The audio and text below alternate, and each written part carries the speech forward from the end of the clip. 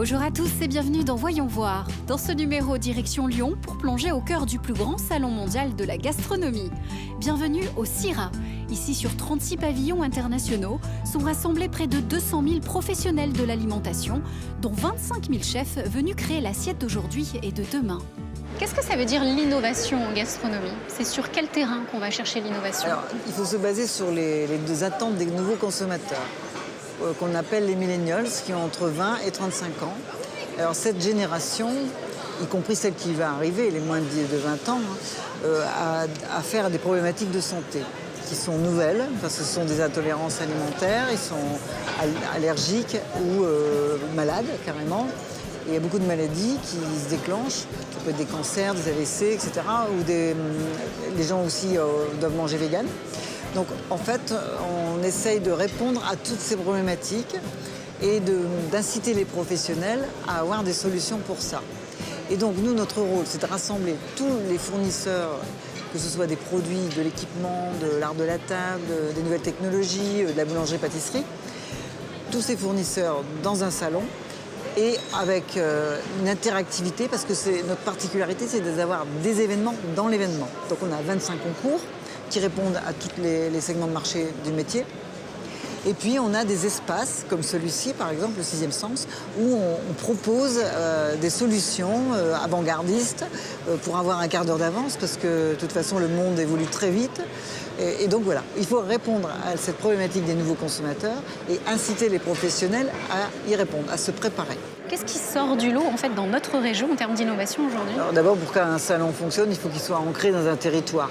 Et puis Paul Bocuse a toujours voulu que ça se passe à Lyon, parce d'abord on a une richesse extraordinaire de produits, que ce soit labellisé. Il disait toujours que la vallée du Rhône, c'est le grenier de la France, c'est vrai. On a des savoir-faire aussi, que ce soit dans le chocolat, dans le fromage, l'affinage des fromages, la charcuterie, etc. Donc on a des savoir-faire qu'on voit à travers les concours. Ça, c'est sur Cuisine en scène, par exemple, les métiers de bouche. Ensuite, vous avez un espace qu'on appelle Tendance Pain pour la boulangerie. Donc là, vous avez 2 concours autour de la boulangerie. Le pain, c'est très tendance. Et il faut répondre justement à des problématiques sans gluten, entre autres, mais d'autres choses. Avec des farines d'insectes, on a pu voir de nouvelles protéines qui arrivent aussi sur le marché. Oui, alors des nouvelles farines. On a la farine de banane verte, par exemple, qui répond à une problématique parce qu'il faut trouver des débouchés pour ces bananes. Et en même temps, c'est sans gluten et c'est très très bon au niveau nutritif. Il faut simplement qu'ils trouvent des bonnes recettes. Donc moi, j'incite toujours les exposants qui ont des nouveautés comme ça à travailler avec des chefs pour qu'ils imaginent les recettes. Dans notre quête de tendance et d'innovation, direction le village start-up. Ici sont réunis 30 jeunes pousses de la food tech qui innovent dans le domaine agroalimentaire. 50% d'entre elles sont made in Auvergne-Rhône-Alpes. Grosso modo, quels sont les acteurs de ce stand? Les acteurs, c'est 30 jeunes pousses de la food tech. La food tech, c'est assez simple. La fourche à la fourchette, ça parle à tout le monde. Et c'est toutes les nouvelles technologies. Mais pas que, en fait, il faut qu'on le retrouve dans notre assiette. Avant l'innovation, c'était assez simple, il fallait être super technologique. Aujourd'hui, non, ça peut se retrouver dans nos assiettes. Et vous voyez un petit peu de partout ici. Je vous invite aussi, j'espère que tout le monde pourra venir faire un petit tour ici. Il y a de tout, il y a de l'anti-gaspi avec quelqu'un qui va récupérer du pain pour en faire des gâteaux. Vous avez aussi la possibilité d'avoir des fines herbes sur votre plan de travail au sein de votre appartement. C'est génial, c'est tout nouveau. C'est dans 800 points de vente à travers la France, c'est top. Vous avez aussi des petits jeunes, tout juste sortis de l'école, qui vous font un petit stick qui ressemble un petit peu à du thé, sauf qu'on n'est plus embêté avec son petit sachet à traîner de partout. Ça se dilue dans l'eau froide, dans l'eau chaude et dans l'eau pétillante. C'est top. Franchement, il faut goûter. Alors c'est ce qu'on voit. Ici, il y a de l'innovation. Ça sera peut-être notre assiette de demain. Mais concrètement, d'où viennent ces jeunes start-upers? D'où est-ce qu'ils viennent en fait? Et tant que faire se peut, on a essayé de faire un truc qui était vachement rare. On est très fiers de notre terroir, on voulait d'abord le montrer. Donc en fait, l'initiative du Crédit Agricole, c'est assez simple. On s'est dit tout seul, Centre-Est, Lyonnais, on ne pouvait pas y arriver. Donc on est allé chercher nos copains de Saint-Étienne, de Chambéry, de Grenoble et de Clermont-Ferrand, pardon. Et on a agrégé tout ça. Et on s'est dit aussi, au final, ne soyons pas trop égoïstes. Il reste quelques places, on va aller en chercher un petit peu ailleurs. Mais essentiellement ici, plus de la moitié sont de la région. Concrètement, quelle est la tendance auprès de ces créateurs? Est-ce que c'est le développement durable? Est-ce que c'est le manger local? Est-ce que c'est l'innovation technologique? Est-ce qu'il y a une tendance en ce moment? En 2019, c'est quoi la nouveauté? C'est un peu tout. En ce moment, il y a beaucoup d'anti-gaspi. On est vraiment là-dessus en train de chercher. On essaye un peu d'avoir un petit peu un raisonnement un peu plus économique et solidaire et durable à l'intérieur de toutes ces démarches. L'anti-gaspi, c'est aller récolter 1 tonne de pain vendu dans une boulangerie pour en faire des gâteaux. Et puis c'est goûter des choses nouvelles. On a une petite start-up là-bas qui vous fait manger des grillons toute la journée. C'est bizarre, mais c'est très bon. Et puis, c'est très développement durable avec un petit outil qui se met sur son plan de travail, qui se branche. On a son persil sur son plan de travail. Il n'est pas traité, pas d'OGM, rien du tout. Et il est cuisiné à volonté. On n'a plus qu'à le couper et on y va. Le terroir régional s'invite aussi cette année au cœur des compétitions.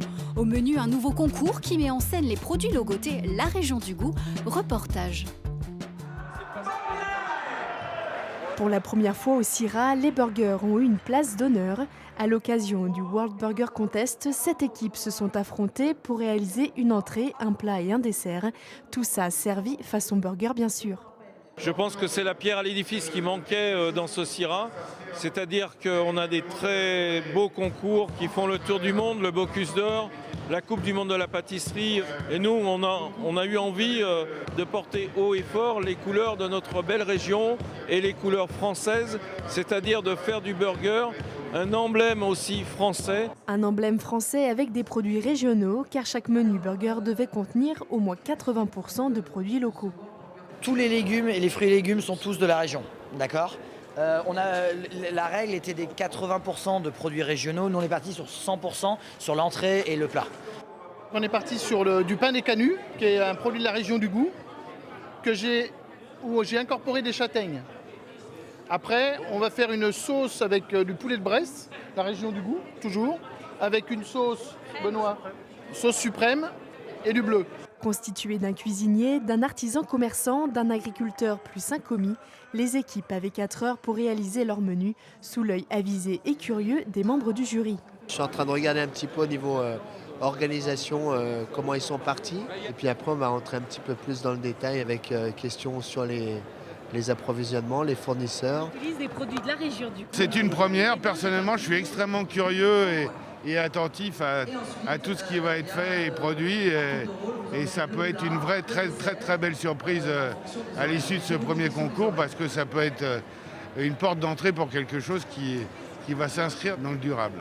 En France, chaque année, 1 milliard de burgers sont mangés, dont les 3/4 dans des restaurants traditionnels. Une consommation en constante hausse qui prédit de beaux jours à ce concours. On a des propositions pour 2021 d'équipes étrangères qui pourraient participer. Et c'est pour ça que d'ores et déjà, on est parti sur le World Burger Contest, puisque j'ai le sentiment aujourd'hui que le burger, c'est le langage universel alimentaire. Après délibération, c'est l'équipe Hard Rock Team composée d'un cuisinier, d'un boulanger et d'un producteur de blé qui a remporté le premier prix. Nous sommes de retour au CIRA. L'heure est à la compétition pour la crème des chefs. Place au Bocuse d'Or. À l'initiative de Paul Bocuse, ce concours réunit tous les 2 ans des jeunes talents de la gastronomie internationale. Rencontre avec l'équipe prometteuse du Brésil et son capitaine. Lauréate à 24 ans du Bocuse d'Or Brésil, puis celui d'Amérique latine. Elle est aujourd'hui la seule femme du concours, participante et jury. Moi, je préfère qu'on ne dise pas que c'est un homme et une femme. Moi, je suis un chef et point. Parce que c'est déjà difficile d'avoir des femmes dans la cuisine. Et si on commence à faire la différence, c'est plus difficile encore pour recommencer. Parce que normalement, tout le monde pense que la femme, c'est pour cuisiner dans la maison, pas comme la cuisine professionnelle. C'est pas ça. On a de la force, on n'a pas besoin de force dans les bras, on a besoin de force ici. Les CIRA, j'ai connu quand j'étais ici.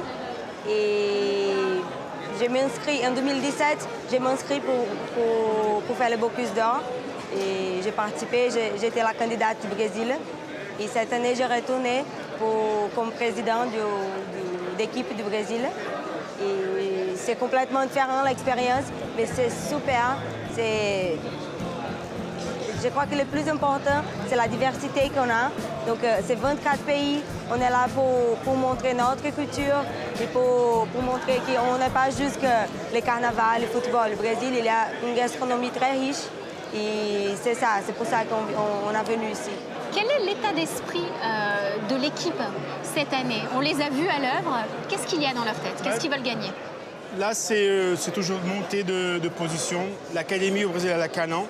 De ceux qu'on a eu d'autres candidats avant ça. Mais là, du coup, on a voulu être plus dans le Bocuse d'Or.